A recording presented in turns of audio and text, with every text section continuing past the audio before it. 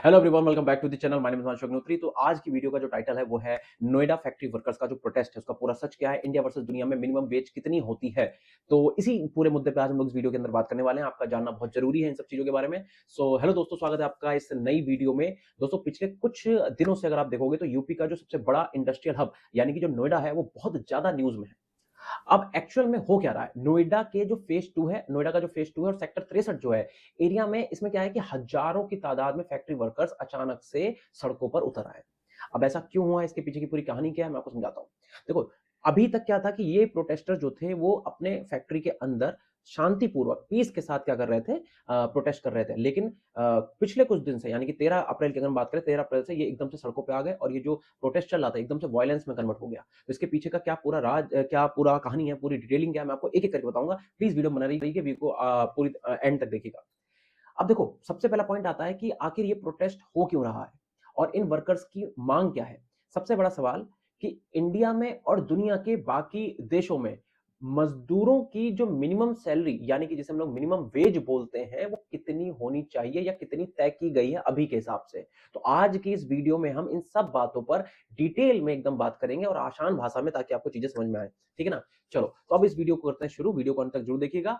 अब हम बात करते हैं, सबसे पहले मैं इस वीडियो को कुछ पार्ट्स में डिवाइड करूंगा ताकि आपको एक एक पार्ट पे हम डिटेल से बात कर पाए। तो पार्ट बनाता है कि नोएडा प्रोटेस्ट। अब नोएडा प्रोटेस्ट क्या है, पूरा मामला, इसे पहले हम लोग समझते हैं। तो होता क्या है कि आप ऐसे समझो कि नोएडा में बहुत सारी गारमेंट्स की, आईटी की और मैन्युफैक्चरिंग की फैक्ट्रीज है और इनमें लाखों लोग कॉन्ट्रैक्ट पर और डेली वेज पर काम करते हैं, लाखों लोग, है ना। अब हाल में ही हुआ क्या है कि हमारा जो पड़ोसी राज्य है यानी कि हरियाणा, हरियाणा की सरकार ने क्या किया है, लगभग 10 साल के बाद अपने वर्कर्स की मिनिमम सैलरी को काफी ज्यादा बढ़ा दिया है।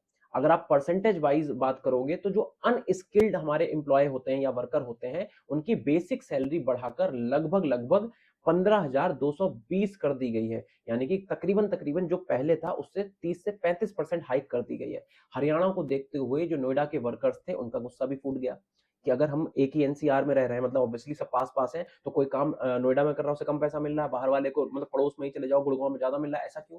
तो उनका कहना है कि दिल्ली एनसीआर में महंगाई हो गई, चाहे सिलेंडर हो गया, चाहे खाने पीने का खर्चा हो गया, बहुत ज्यादा बढ़ गया है। लेकिन अगर उनकी सैलरी की बात करें तो उनकी सैलरी सालों से वहीं की वहीं अटकी हुई है ना। जब उनकी बात नहीं सुनी गई, पहले उन्होंने पीसफुल इस चीज को करा फैक्ट्री के अंदर, जब उनकी बात नहीं सुनी गई तब वो लोग सड़कों पर आ गए और अपना काम बंद कर दिया। ठीक है, हालांकि इसमें कुछ और भी चीजें हुई, उसकी अब डिटेल में आपको बताऊंगा भी। फिलहाल पार्ट 2 की अगर हम बात करें, इस वीडियो के पार्ट 2 क्या है, तो पार्ट 2 है कि वर्कर्स जो सड़कों पे आए हैं, रोडों पे उतर के आए हैं, उनकी डिमांड्स क्या है, क्या चाहते हैं वो। ठीक है ना। तो सबसे पहली बात तो आप ये समझो, ये जो प्रोटेस्टर्स हैं इनकी डिमांड 3 है ना। तो हम तीनों डिमांड को एक एक करके बात करते हैं। पहली डिमांड की अगर इनकी बात करें तो पहली डिमांड इनकी सैलरी बढ़ाओ, सबसे इंपॉर्टेंट चीज है ना, कि भैया वेज है जो उस पर आप हाइक दो। अभी यहाँ के जो ज्यादातर वर्कर्स हैं महीने का 10,000 से 15,000 रुपए कमाते हैं मंथली। अगर आप यहाँ के रेंट वगैरह की बात करोगे नोएडा की, तो आपको पता होगा कि यहाँ पे रेंट बहुत ज्यादा है रहने का। तो अभी फिलहाल वो 10,000 से लेकर 15,000 रुपए तक कमाते हैं। इनकी डिमांड है कि इसको बढ़ाकर 35% तक सैलरी बढ़ाई जाए और इसे बढ़ा के 18,000 से 20,000 रुपए महीने किया जाए। जो सैलरी अभी 10 से 15,000 है इसे बढ़ा के 18 से 20,000 रुपए कर दिया जाए। दूसरा इनका जो डिमांड है, दूसरी डिमांड वो ये है कि डबल ओवर टाइम पे, अगर वर्कर शिफ्ट खत्म होने के बाद उससे एक्स्ट्रा काम आप करवाते हो तो वर्कर को ओवर टाइम का आप डबल पे करो। ये उनकी सेकेंड डिमांड है। ठीक है ना। अच्छा, और जो भी आप डबल पे कर रहे हो उसमें किसी तरीके की कटौती ना हो, डिडक्शन नहीं होना चाहिए। ठीक है ना। अगर मैं आपको बोलूं, अच्छा अब इसके बाद अगर हम बात करते हैं इनकी थर्ड जो इनकी डिमांड है वो क्या है। इनकी थर्ड डिमांड है वीकली इन्हें ऑफ मिलना चाहिए, है ना। हफ्ते की एक छुट्टी मिलनी चाहिए, हर हफ्ते की जो है एक पक्की छुट्टी दे दी जाए, वो दिन कोई भी हो। उन्होंने ऐसा नहीं बोला कि हमें संडे चाहिए कि मंडे चाहिए, कि एक छुट्टी मिलनी चाहिए। अगर फैक्ट्री का मालिक संडे को काम करवाता है तो उस दिन के लिए उसे डबल वेज मिलना चाहिए। आप समझो इस बात को। ठीक है। आपको बता दें कि यूपी गवर्नमेंट और जो हमारे सीएम योगी आदित्यनाथ जी हैं उन्होंने तुरंत एक्शन लेते हुए एक हाई लेवल पर पैनल बना दिया है। ठीक है, और स्ट्रिक्ट ऑर्डर दिए हैं कि हमारे जो वर्कर्स हैं उन्हें डबल ओवर टाइम मिले और उन्हें वीकली ऑफ दिया जाए। ठीक है, ये इन्होंने कर दिया है। लेकिन सैलरी बढ़ाने पे यानी कि वेज वेज का जो रिवीजन है उसकी अभी तक पैनल और यूनियन के बीच बात चल रही है, उसके बारे में हमारे पास अभी कोई भी न्यूज नहीं है। थर्ड पार्ट की अगर बात करें वीडियो की, तो वीडियो का थर्ड पार्ट यह है कि इंडिया में मिनिमम वेज का क्या हाल है ना। अब बात आती है कि हमारे देश में रूल्स के हिसाब से एक वर्कर को कम से कम कितना पैसा मिलना चाहिए इंडिया में, सो दैट वो अपना घर आराम से चला ले कि भैया अगर देखा जाए। तो अब होता क्या है कि इंडिया में जो वेज वो सेंटर और स्टेट दोनों लेवल पे तय की जाती है। तो पहले हम बात करते हैं सेंट्रल गवर्नमेंट के अकॉर्डिंग। अब सेंट्रल गवर्नमेंट के अकॉर्डिंग क्या होता है कि सेंट्रल गवर्नमेंट के नियम के हिसाब से अगर कोई वर्कर किसी ए कैटेगरी एरिया में अनस्किल्ड है, मतलब कि वो साधारण मजदूर है, तो बिना स्किल वाले वर्कर की मिनिमम वेज जो है वो ₹783 पर डे होनी चाहिए, यानी कि तकरीबन तकरीबन 20,358 रुपए महीना। और जो हाईली स्किल्ड वर्कर है उनका 1,035 रुपए प्रतिदिन होना चाहिए, यानी कि तकरीबन तकरीबन 26,910 रुपए महीना तय किया जाता है। अब इसमें बहुत सारे डिडक्शन भी होते हैं, मत कहना 1,000 से 30,000 ऐसा नहीं होता है, डे के बाद से बता रहा हूं मैं, ठीक है ना। अच्छा, इसी बात को मैं स्टेट वाइज अगर बोलूं तो देखो यार, स्टेट लेवल पर ना बात करें तो बात बहुत फर्क आ जाता है। जो सेंट्रल गवर्नमेंट ने चीजें तय की है, स्टेट लेवल पे बहुत डिफरेंस आ जाता है। अब मैं आपको बताता हूं, दिल्ली में जो अनस्किल्ड वर्कर होता है, मतलब कि जो साधारण मजदूर है, उसकी मंथली इनकम जो है वो 18,456 रुपया प्रति मंथ है। मतलब कि एक महीने में 18,456 रुपए उसे मिलने चाहिए।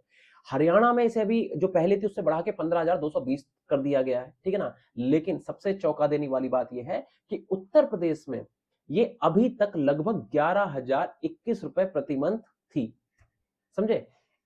इसके अप्रोक्सीमेटली आप मान लो। और यही सबसे बड़ा रीजन है कि नोएडा का प्रोटेस्ट जो चल रहा है, क्योंकि एरिया पास पास होने के बावजूद भी कि कोई आदमी नोएडा में काम करे, गुड़गांव चला जाए या दिल्ली चला जाए, वहां सैलरी ज्यादा है, और बाकी स्टेट्स का अगर कंपेयर करो और आप यूपी का कंपेयर करो तो वहां पे सैलरी क्या है, कम है। तो प्रोटेस्ट का सबसे बड़ा मुद्दा तो यही है।